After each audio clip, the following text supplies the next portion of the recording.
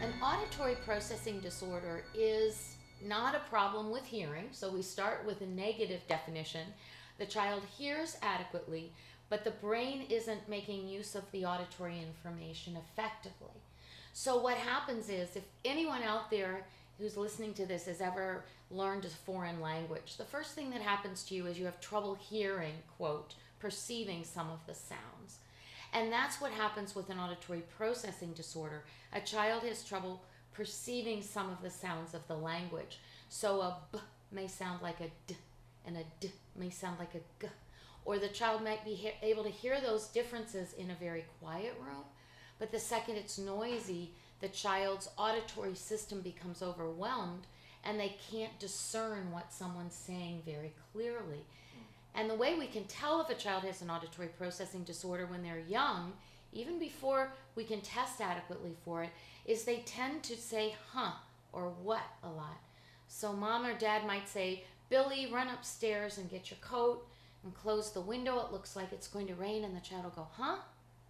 And it's not that they didn't hear.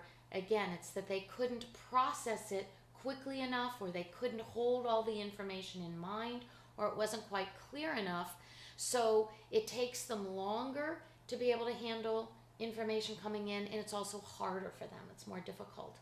Now, what it turns out we've learned from this is that in the beginning, what that may affect in some children who are vulnerable to language problems is it affects their ability to learn the language.